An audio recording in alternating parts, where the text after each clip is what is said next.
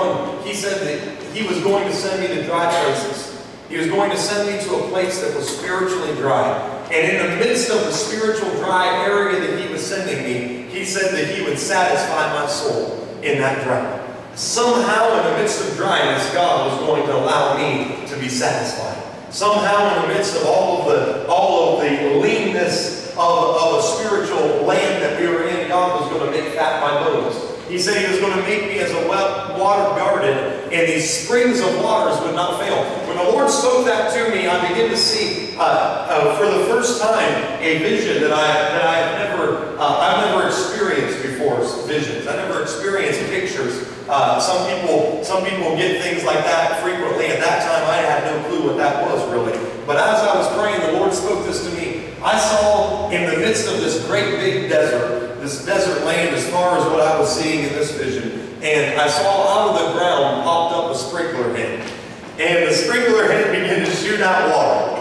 And everywhere the water hit, there was green grass that started to grow up. Until finally, as that whole area that was a desert was just completely filled with green life. And God spoke to me and said that he was going to make me a well-watered garden, that the Spirit of God that he placed inside of me, everywhere the water touches, it would bring growth. And so I began to hang on to that, and I knew from that moment I was going to go into some places that were dry. I didn't realize to the fullest extent like I do now how dry some areas can be. But now I start to realize that even in the midst of the dryness, God, I hang on to that promise.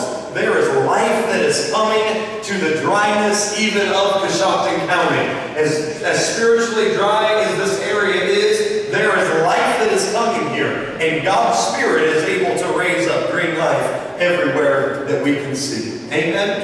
And so I went through the rest of my Bible college time. At the very end, in the last month of my Bible college time there in study and preparation, everybody seemed to know now where they were going. I had no clue. I didn't know. I grew up in Coshocton County and West Lafayette, went to Ridgewood High School, graduated from there, left that school, left this town to go to Bible college, and I had absolutely no desire to come back here. I was looking for the great things up ahead. I was looking for the pie in the sky, so to say. You know, there was something great I knew God had in store for me, but where it was, I had no clue. And so I began to seek the Lord. And I got very desperate for God because I was graduating in a few weeks and had no clue where I was going to go after this. And so I got into, we had these prayer rooms, these dorm rooms that nobody lived in, and you had a little do not disturb sign that you can hang on the door, and you could use it as long as you wanted to, as long as it was vacant. And so I went into, I'm checking my phone as well, that's fine. So I went into that prayer room, I closed the door, put the do not disturb sign, and I got serious with God. I told God, I am not leaving this room until you show me what it is that you want me to do. Okay? And God knew that I was very serious about that, because he let me sit there for about 3 hours and, trying to seek him. And God, you got to tell me something. He wasn't speaking a word in 3 hours. I was just worshiping him, and I was seeking his heart, and I was praying. And finally, the Lord gave me a vision. I'm going to share that vision with you here in just a few minutes. But before I do so, I want to focus right up here. Ignite Youth Ministry is what I'm wanting to bring to pass. This is what the Lord's putting in my heart for this season, for this time. And with the slogan, Unite to Ignite. Let's go to the next screen here, brother. Up here is the number 4,000. I was doing some demographics of our city, and we have got in Coshocton, in the city of Coshocton right now, there are 11,302 people in Coshocton. In Coshocton County, there are 35,767 people in the county of Coshocton, which includes Ridgewood, Riverview, and Coshocton areas. Even out in, the othermost parts of the vacant lands of our county, every person that is numbered here comes up to 35,767 people. Of that amount of people, there are 8,226 people and 0.41. I'm not for sure how you get 0.41 people, but for some reason that's what they do. 23% of them are under 18 years old. 23% of our county's population are under 18.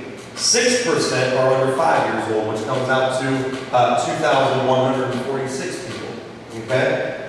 Assuming that there might be about the same amount of kids ages 5 to 12 years old, which would be 2,146, that would bring us to approximately 4,000 teenagers between the ages of 13 and 18 years old. This is what we're targeting. This is what we want. This is what we're going after. Do you think 4,000 teenagers are in churches in Coshocton County right now? 4,000. You know, I grew up in this area. I came back to this area to youth pastor, and in my first youth group, we had a youth group of about 50 to 60 kids, and you know, things were good for that short time that I was there in youth ministry. Things were going well.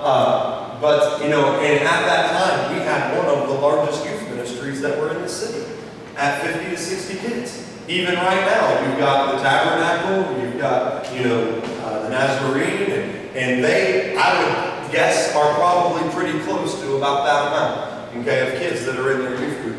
4,000 kids in our county, 13 to 18 years old. Next.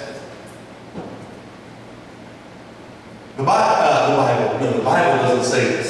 Statistics say in America that only 4% of our nation's youth claim Christianity.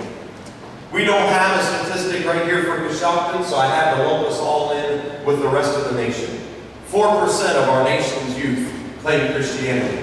If that's the case, out of that 4,000 youth, 160 teenagers in our county claim to be Christians.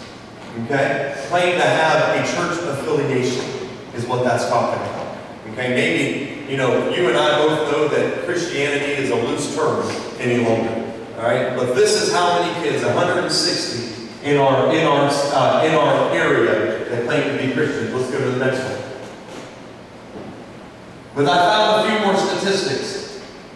Out of the Christians that are in America today, 63% don't believe Jesus Christ is the Son of the one true God. 63% of those claiming Christianity that go to churches across this country in America, 63% don't believe that Jesus Christ is the Son of the one true God. 63%. Which leaves us 100 of our 160 kids in our county hold this type of doctrine. Well, Jesus isn't the only way. Maybe you can get there through something else. Maybe you can get there by being a good person, by doing the right thing. Maybe it's works, maybe it's this or that. Who knows what they're thinking? But this 63% is the statistics in America today of those claiming Christianity. Let's go on. 58% believe all faiths teach equally valid truths. That means it's okay if you're a Buddhist, and I'm a Christian. They're both equal. It's equally the truth. You hold your truth, I hold my truth, and as long as we hold on to our truth, everything is going to be okay. That's what the devil's been deceiving our generation of young people with, even Christians. 58%, which means out of the 160, 93 of those kids are holding on to this belief. 51% don't believe Jesus rose from the dead. That means 82 out of that 160 don't believe that Jesus Christ rose from the dead. 65% don't believe Satan is a real entity. It means that they don't even believe the devil exists. 65% of those that are church-going Christians.